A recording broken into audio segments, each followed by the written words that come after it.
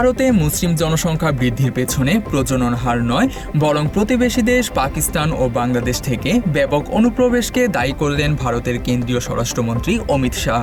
শুক্রবার দিল্লিতে দৈনিক জাগরণ আয়োজিত এক অনুষ্ঠানে তিনি এমন মন্তব্য করেন। 79% हुए और मुस्लिमों की संख्या 14.2%। ভারতীয় স্বরাষ্ট্রমন্ত্রীর দাবি, 1951 সাল থেকে 2011 সালের জনগণনা তথ্য অনুযায়ী দেশে মুসলিম জনসংখ্যা 24.6% বৃদ্ধি পেয়েছে, যেখানে হিন্দু জনসংখ্যা 4.5% হ্রাস পেয়েছে। তিনি বলেন, জন্মহারের কারণে মুসলিমদের সংখ্যা বৃদ্ধি পায়নি, বরং এই পরিবর্তন মূলত অনুপ্রবেশের ফল। অমিত শাহ প্রতিবেশী দেশ পাকিস্তান, বাংলাদেশ ও আফগানিস্তান প্রসঙ্গে বলেন, ওই দেশগুলোতে হিন্দু জনসংখ্যা হ্রাস পেয়েছে। এর কারণ ধর্মান্তর নয়, বরং তাদের অনেকেই ভারতে আশ্রয় নিয়েছেন। তিনি আরও বলেন, দেশভাগের পর ধর্মের ভিত্তিতে পূর্ব ও পশ্চিম পাকিস্তান গঠিত হয়েছিল। পরবর্তীকালে বাংলাদেশ ও পাকিস্তান থেকে ব্যাপক অনুপ্রবেশের ফলে ভারতের জনসংখ্যায় এই পরিবর্তন আসে বলে তার অভিমত। তিনি আরও বলেন, যতক্ষণ না প্রতিটি ভারতীয় নাগরিক বিষয়টি বুঝতে পারছে, ততক্ষণ দেশের নিরাপত্তা নিশ্চিত করা সম্ভব নয়। বাংলাদেশ ও পাকিস্তান প্রতিবেশী দেশ থেকে প্রতিনিয়ত অনুপ্রবেশের ঘটনা ঘটছে। এর কারণে আগামীতে হিন্দুরাই অস্তিত্ব সংকটে পড়বে। অনুপ্রবেশের কারণে ভারতে দ্রুত মুসলিমদের সংখ্যা বাড়ছে।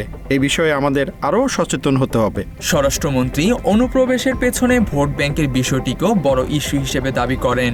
তিনি বলেন, গুজরাট ও রাজস্থানের সীমানা থাকা সত্ত্বেও সেখানে কোনো অনুপ্রবেশ ঘটে না। তবে কিছু রাজনৈতিক দল অনুপ্রবেশকারীদের দেশের জন্য হুমকি নয়, বরং ভোট ব্যাংক হিসেবে দেখে। तो इसीलिए शायद कांग्रेस के नेताओं ने 51 की जनगणना से অনুপ্রবেশ মুক্ত করার লক্ষ্যে তার দল বিজেপি ডিটেক্ট, ডিলিট এবং ডিপোর্ট নীতি গ্রহণ করেছে বলেও জানান তিনি। এই নীতির উদ্দেশ্য হল, সরকার প্রথমে অনুপ্রবেশকারীদের চিহ্নিত করবে, এরপর ভোটার তালিকা থেকে তাদের নাম মুছে ফেলতে সর্বোচ্চ চেষ্টা করবে এবং পরবর্তীতে তাদের দেশে ফেরত পাঠানোর কাজ করবে। মাত্র 30% টাকায় জমির মালিক হয়ে নতুন বাংলাদেশের গড়ে তোলার স্বপ্ন দেখা বাংলা বসতি। স্বরাষ্ট্রমন্ত্রী এই প্রসঙ্গে নাগরিকত্ব সংশোধন আইন এবং ভোটার তালিকার বিশেষ নিবিড় সংশোধনকেও সমর্থন করেন। তিনি বলেন, সিএএ কারো নাগরিকত্ব কেড়ে নেওয়ার কর্মসূচি নয়, বরং এটি নাগরিকত্ব প্রদানের জন্য তৈরি করা হয়েছে। তার মতে, এই আইন কোনো সম্প্রদায়কে তাদের নাগরিকত্ব থেকে বঞ্চিত করতে পারবে না। এর একমাত্র উদ্দেশ্য হল শরণার্থীদের নাগরিকত্ব প্রদান করা।